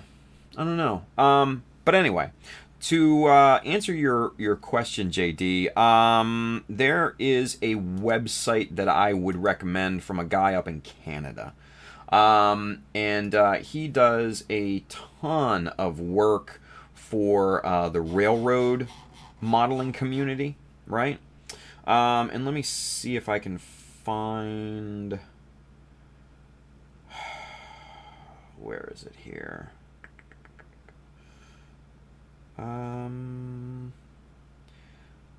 There it is. William Brillinger. Thank you, Andrew. Yeah, Andrew has actually worked with this particular gentleman on decals, and he makes super high quality decals, right? They are laser printed, but he's got like a $20,000 laser printer that just screams quality. There's Bill. Hey, howdy, Bill. Arriving way late. That's okay, man. We started late, so not a big deal. We actually have another half hour to go. So yeah. Chris, Ranger Chris, do you have a website link? Yes. I'm gonna go ahead and share my screen, and let's get the right screen pulled up here. That's what the global chat looks like, kids. So if you ever wondered what that might look like, that's what I see when you put in the chitty chats. Let's see. Here we go. Right here. This is the gentleman. This guy right shot. And I'll go ahead and copy that and blast it out to everybody. There you go. Yeah, this is Bill Brillinger, right? And he makes very, very, very high quality custom decals. And these are not clickable. But yeah, like I said, he mostly works in the model railroad, sometimes normal, scale modeling and stuff like that. And I know, like I said, Andrew RF Aurora actually ordered decals from this gentleman, and they are a bit expensive. Don't be surprised when you get hit with the price, but they are very high quality. Very, very, very high quality. Andrew showed me his White Dingo decals when he got them, and they were very nice. Not pixelated like you would see with old Alps decals and stuff like that. True solid color. And nice gray representations, which the color gray is very, very hard for most printers to try and get a solid gray, because usually they are pixelated and all that, right? So this gentleman Like I said, has like a $20,000 Epson, and he knows his shit, and he does very, very fine work. So, but yeah, definitely go patronize this gentleman. Very talented at what he does, provides a great service. He'll even take care of kind of the file setup and everything for you if you don't know Photoshop, Illustrator, all that good stuff. And yeah, overall, high quality stuff. High quality stuff. So let's see. Bill says, yeah, model train decal maker. I remember looking at his page last year. Yeah, very good stuff. And if you ask for like samples and stuff like that, you know, to see, not necessarily to, you know, him to send you, he'll send you, you know, high res scans of actual decals. And I'm gonna tell you what, these things looked really nice. The type was completely clear, down to probably about a 1/2 millimeter to 1/3 of a millimeter, which is pretty damned amazing, because that's almost the same quality as Mecha Decals printed by Cartograph, and they're the top in the world. So he's got a very nice printer on his hands. So yeah, definitely go patronize Mr. Brillinger. All right. Terry T says, bookmarked. Going to save this for future custom decals. There you go. JD says, awesome. Thanks, Terry, Andrew, and Tim. You are welcome, buddy. We have a Whoa! question. We do not have a question. We answered that question. Damn it. Stupid thing. Yeah, and for those of you guys over in the Philippines, Wilson Alanea also does high-quality custom printed decals. Wilson, I would have suggested you, buddy, but this guy's just a little bit closer, so it's probably going to be a little bit less expensive. Just saying. But Wilson's very good at what he does, too. And shameless plug, any Wilson custom water slide decal? There you go. Definitely hook up with Wilson if you're over near the Philippines and stuff. Good dude, too. Good dude. All right. Let's figure out what we want to do here. I'm honestly, I'm just ready to drink. I'm so out of it right now. Anyway, let's see here. We got our little bazooka here. What we need to do is we need to kind of make this heavy looking, heavy this thing out, right? So we definitely want to add some details and stuff like that down here. What I'm thinking is to add maybe kind of one of these. Julius Dembski says, does Wilson have a website? Yes. Let's see. Wilson, it's actually on his Facebook page. He has a Facebook page, right? It is here. Let me copy link, paste, and then we're gonna blast it out to everybody there, Wilson. There you go, buddy. Facebook / Wilson Custom WSD, water slide decals, right? I know the Canadians love to say decals, so. But anywho, but yeah, Wilson makes great water slides as well. Go hook it up. But yeah, very good stuff. Wilson, you can do holographic? For real? How'd you manage that? You get somebody else to print it for you? You print it on your own? How'd you do that? Let me know.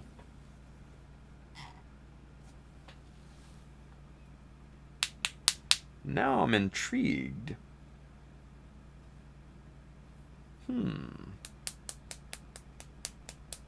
Interesting. Anyway, RF Aurora says, tri-barrel Gatling gun to the side of the over-under nade launcher. No, because this isn't fucking Borderlands, Andrew. No.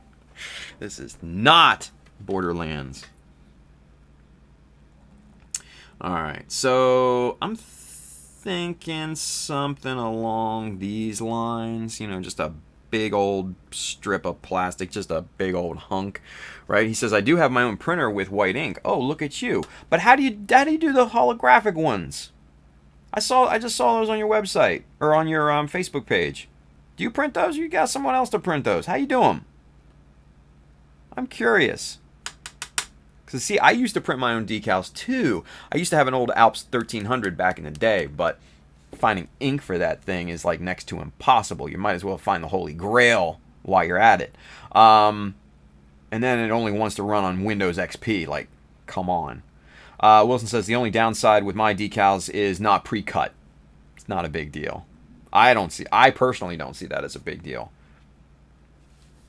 I have a hobby knife. Right? Come on now. He says it comes with the cartridge. What? You can get a holographic print cartridge? Holy shit. That's awesome, dude. What kind? Okay. Now, obviously, probably a high dollar printer. What kind of printer is it? Is it like Epson? Is it like a Canon? What is it? What do you got? Whip it out. Come on, Wilson, whip it out. Let all cards on the table, man. He says you have to change the white cartridge with the metallic pigment. Okay, yeah, that's kind of what I had to do with the Alps. Luckily, the metallics there, I only had silver and I had gold, and those were both completely opaque. So that makes sense. I don't know. I'm just a graphic design nerd. I just want to know what. Oh, it's a Japanese printer from my old work. Oh, okay, I got you. Nice. You lucked out, dude. That's awesome. That is awesome. Shit, Wilson, I might have to hook you up, son. Might have to get you to print some decals for me. might have to invest. Yeah. He says from my old boss, he is the one supplying me with inks. Wow, that's awesome, dude. Shit. Huh. I could talk about printers and shit all day long, honestly. I'm just, like I said, I'm just an old school graphic design nerd, so when it comes to shit like this, I geek out on the gear. So, sorry for everybody that's not into graphic design and printers and shit like that, but you're just gonna have to deal with it, so whatever. Suck it up, Buttercup. Here we go. So I'm thinking something like that. Nice, hefty strip of plastic, but maybe not the entire length. Maybe down to here. And I what I'm thinking is this. Oh shit! By the way, it's a 7-foot printer, so it's more like a plotter with badass different inks and shit. I love it. 7-foot printer. Can you guys imagine what you can do with that? The prints that you can print out. You could literally print like flags. Like, jeez, that's awesome. I am jealous, Wilson. Honestly, I am super fucking jealous. I'm not gonna lie. Super jealous, man. But that's awesome. That really is awesome. Like a silk screen printer. Oh. He just keeps rubbing it and just rubbing it in, right? Salt in the wound. That's awesome. I'm happy for you, dude. That sounds like a really good time. Seth Boyd says, oh, this is a question. Here we go. We have a question. Seth wants to know, do you need to sand the pieces before you paint them so the paint has more surface to grip to? It is recommended, yeah. It is recommended. I always do it for mine, mainly because I usually modify every single little part anyway. But I'll go through and like probably wet sand most of it. And just get that down to, really, really, really smooth finish. If you're going for like a high gloss coat at the end, then you definitely want to go higher than than normal. I usually, he says, what grit do you use? I usually start with anywhere between 800 and 600 and 800, right? All my models thus far have been like a matte flat style coat, so I'm not too concerned with anything above that. That gets it really, really nice and smooth. And then after that, if you were going to go high gloss, then I would start wet sanding with 1000, 1200, 1500, 2000, and then kind of judge from there. But wet sanding is definitely a recommended procedure, because that will get your parts way smoother than just dry sanding. So, very good question. But yeah, I would recommend sanding the parts down, because not only is it going to reveal any surface imperfections, and you'll be able to fix those pre-prime stage, but like you said, that'll give the paint and the primer a little bit more to grip onto. Now, that's not a huge problem when it comes to lacquer or solvent-based styled primers and paints, but for your acrylics and stuff like that, like your Valleos and your more less durable paints, that's a crucial step. So yeah, that I would definitely sand. Yeah. Ty Furious says, that's a big printer. We have a printer at work that prints dig plans for fiber optics. That isn't that big. Yeah, and you need big plans for stuff like that too, right? Ruslan Mr. Bill says, recommended, especially on metal parts you plan to paint. It depends on the size of the metal parts, I would say, Bill. If they're bigger, then yeah, I'd probably go ahead and give them a once over. But anything small, especially like photo etch, I mean, you're just going to end up causing probably more damage than anything if you try to sand those. So at that point, what I would say is to use a metal primer. And I don't have my metal primer in front of me, but like Mr. Metal Primer from Mr. Hobby, hit your metal parts with a shot of that, and then you can prime over them with your primer of choice at that point, and it should act just like any other plastic part. So, Seth, great question, man. Great question. Here we go. He follows up. He says, do you use lacquer paint?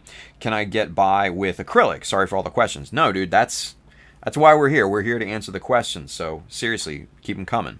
No, I use Mr. Hobby, which are solvent-based acrylics, lacquer for lack of a better term.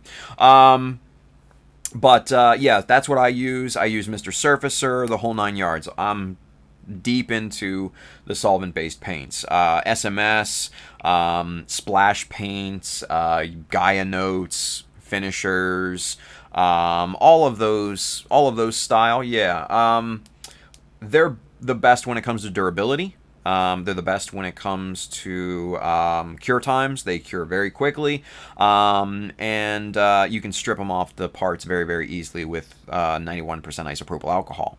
Now, for your less durable paints, your Tamiyas, your Valleos, Citadels, etc., etc., then yeah, you want to be a little more ginger with those, right?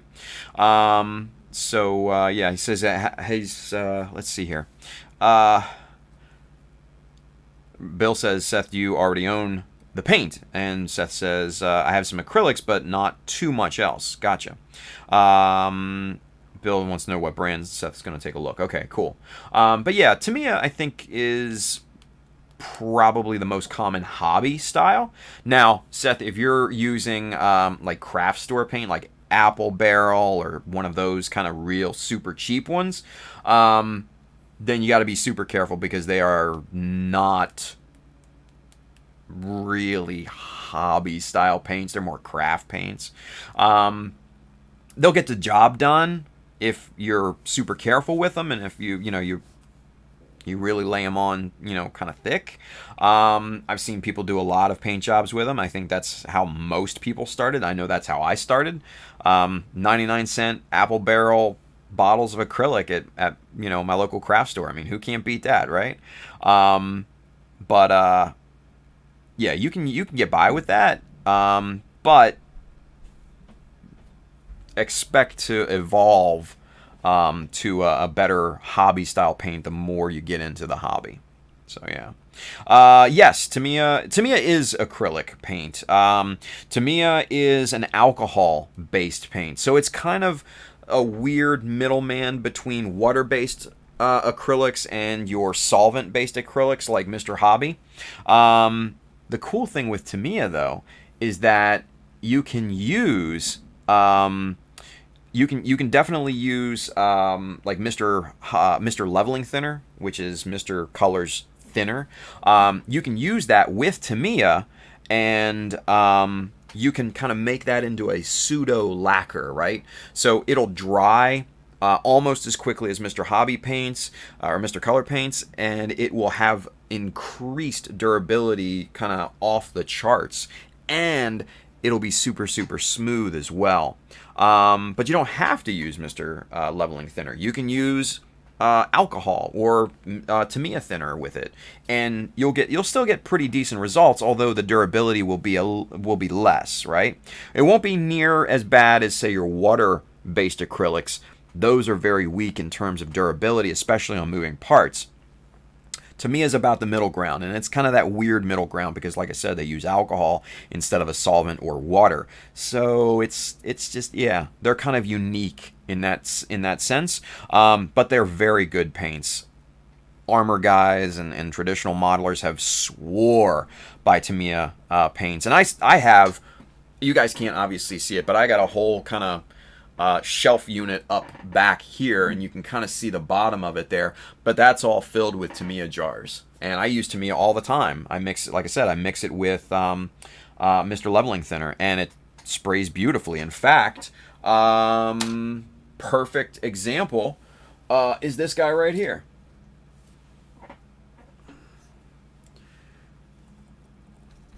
My Blue Destiny, right? So let's see, where'd my little pointer get to? Here it is. So, my Blue Destiny, and this is a resin conversion kit. The blue on it is actually Tamiya. I forget the name of it. I think it's just called I think it's just blue. I don't know. Anyway, it's a great shade. Obviously, it's kind of on the darker side of royal, but not quite navy. And as you can see, man, it just goes on silky smooth, right? And this is all just airbrushed. This is thinned with Mr. Leveling Thinner. And just look at all the crispy, chunky details in there, right? And the paint is just, like I said, just super smooth.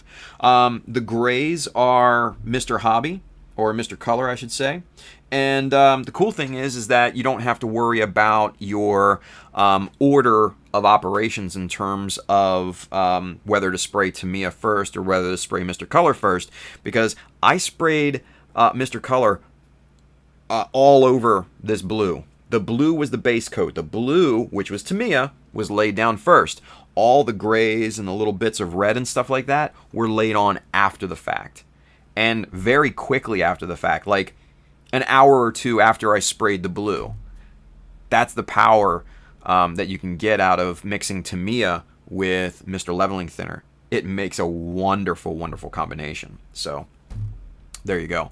That's a perfect, perfect case scenario. So hopefully all that helps, right?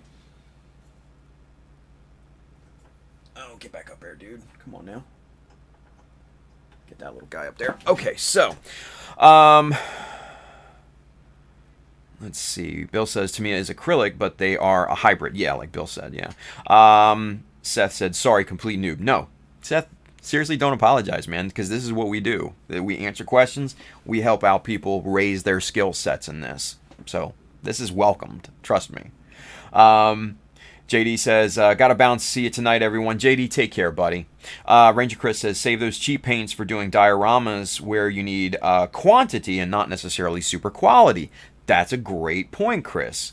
Mike Skyer says, I've been using Tamiya with Mr. Leveling Thinner and never knew that. LOL, thanks. Dude, you're welcome, man. Absolutely. Seth Boyd says, yeah, I had the apple barrel ones. Everybody starts with the apple barrel ones, man.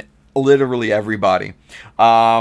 because that's what like I said, that's what I started out with, and I painted a few models with it, and they came out decent for my level at the time, right? But yeah, everybody starts with those. Everybody. Bill says, if you plan to use Tamiya as an acrylic paint, you might want to look into a retardant to slow the drying and help to self-level when sprayed. Definitely.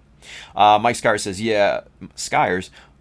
yeah, I love mixing, I love using the mix of the two. It's superior. It's almost as good as using Mr. Color, but it's so much superior just to your base Tamiya acrylics. It's amazing. R4 says, I must be the odd one out. I started with Mr. Color. Oh, dude, yeah. You're not, that's not a bad thing, you know? If you're gonna be a bear, be a grizzly, right? Sure, why not? Anywho, all right. What time is it? It's 6:20. Ty Furious says, I started with Vallejo. Yeah. Well, I should say most people start with Apple Barrel. How about that? I started with it. Shit. There's nothing wrong with it. I mean, when you're first starting out and you don't know paints and all of that, what's the difference between a $5 little jar of paint and this big old bottle that's 99 cents? What's the difference? They're both paint, right? You don't know until you know, right? So that's why we do this, man. That's why we help people with their skill sets and answer questions and stuff like that. Point them in the right direction. Get them on the right path. It's just what we do. Seth Boyd says, "Can I airbrush Tamiya? I bought one a long while ago, and I've been waiting for an excuse to use it." Absolutely, yes, you can definitely airbrush Tamiya. Just make sure to thin it, like Bill said.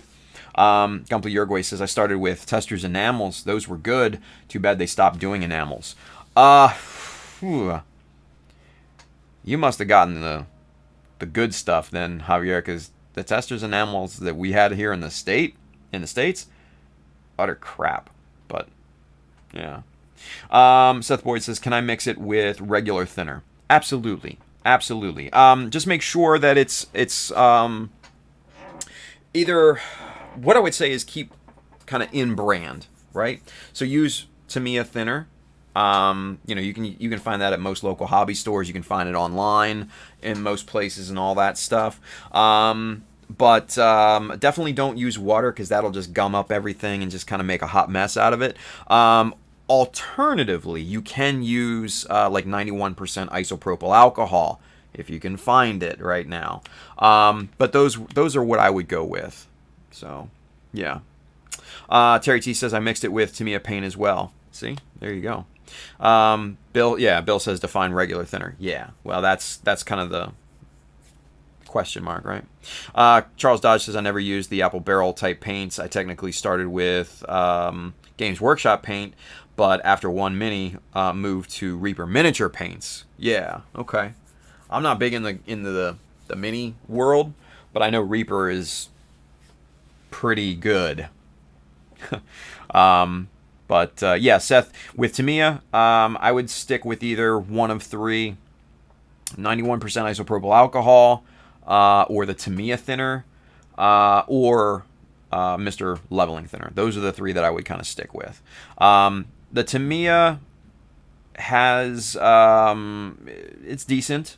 Obviously, your best bet is to go with Mr. Leveling thinner, but again, it's a little bit more on the expensive side, but you can get them in places like USA Gundam Store. I know Adam was trying to get a huge restock of that here soon, because I need some myself.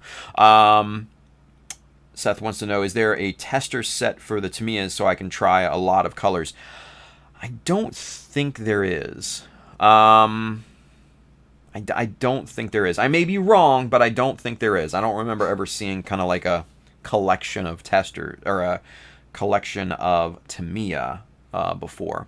But Bill says, "Hit me up on IG." Yeah, Bill is like our resident, our kind of our resident bloodhound when it comes to stuff when questions like this come up. So if anybody can find it, It's probably Bill, Mr. Ruslam there. Yeah. So, all right. What time is it? 6:24. We've got 6 minutes. Yes. Yeah, Ruslam is the same on IG. Yeah. We've got 6 minutes, but not 6 minutes worth of work ahead of us. So let's just fucking talk. Whatever. We've been talking most of the time anyways, right? So what's going to hurt? Javier says, I don't know if they were crappy or not by the time Model Master was the only option. Yeah, like, I don't even think I have any of the little tester, little rectangular bottles. Actually, wait a minute. I think I might. Let's go back to camera 1 there. Hang on. I think I do. Stay right there. Let's see. Yes! Haha. Cool.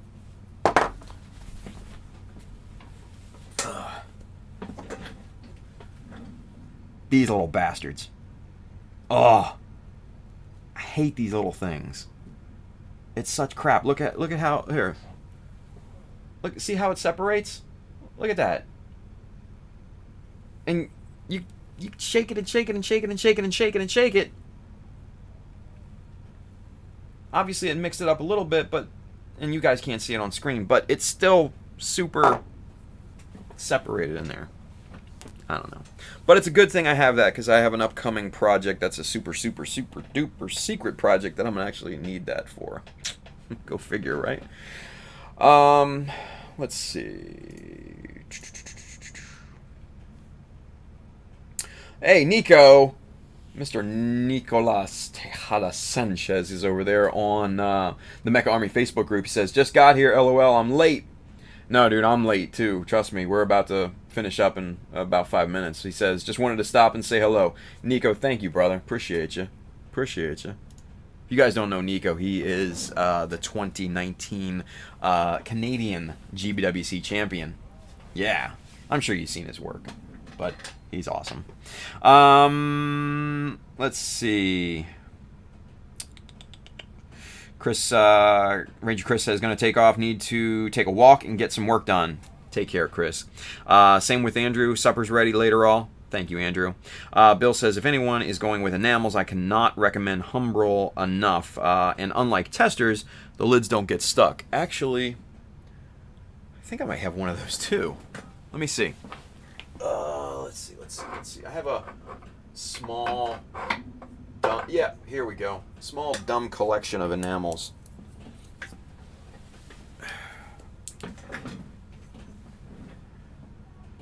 There it is. Focus. Nope, you don't want to focus. Okay. But yeah, it's this is just a gray color. But yeah, there you go. Let's see. There we go. Gumpa Uruguay, Mr. Javier says, oh yeah, the small rectangular ones. Yeah, I only had one of those. Metallic blue. It was difficult to spray. See? Yeah, those are shit little things. Julius Dembski says, is that the secret you told me about? If anyone else wants to know what it is, buy Mecha Decals. Nice. Gumpa Uruguay, Javier says, yep, I had a couple cans of those. There was one line of metallics which you can buff them with a small cloth. Yeah. Humbrol or mini cans. Yeah, they are. They're kind of cute. I don't know. They're just like little, they're like little paint cans. All it needs is like the little metal handle, and it would be a perfect little miniature paint can, right? Rusam says, yeah, great paints. Consento25 has a question. Okay. Boom. We have a question. He says, what state are you located in? Just seeing if I have a chance here in Florida. No, I am in Maryland, dude. Halfway up the East Coast. So, yeah. But USA Gundam's in Florida. And hopefully, if by the time things blow over for the end of August, I'll be down there at Mecha Modelers Expo. I really hope this thing blows over by then. I really need it to. Yeah, so I should be there for that. Let's see. Seth Boyd. Okay, Ruslan found you. Awesome. Cool. Thank you, Bill. Thank you for helping out. I appreciate that, buddy. Consensus says, "Aw, snap." Sorry, man. Hope to see you too. Yeah, excellent. All right, boys and girls. 6:29. I think we're ready to wrap this thing up. Rocking the Bear Guy today. If you want to pick up one of these Bear Guy t-shirts, definitely hit up www.chadamecha.com. Hit the store button up at the top. You'll find this shirt, many more. You'll find hats and prints of my work, all sorts of cool stuff in there. So go load up. If you are interested in any of the tools and materials that we didn't really work with here today, I highly suggest you hit up the little Amazon link below here somewhere on Twitch and YouTube. That side if you're watching on Facebook. I do get a bit of a commission based off the stuff that you buy, but it does not increase the cost for you. But it does go to help out me, help out the stream, and fuel our endeavors moving forward, right? So, and then lastly, if you want kits, paints, tools, accessories, yada, yada, yada, Mecha Decals, sheets 1 and 2, those are both in stock and shipping now. Hit up our good friends right down here, USA Gundam Store. Adam and the fine folks will definitely have what you need. So, kids, come on back here in about 3.5 hours. We're going to get drunk off our butts for Mechanism. We're going to have a damn good time doing it, too. So, come on back and laugh at us, because we'll be idiots. Straight idiots. Anyway, guys, if I don't see you tonight, man, have a great weekend. Stay safe out there. Stay healthy. Wash your hands. Build something cool. Take care, guys.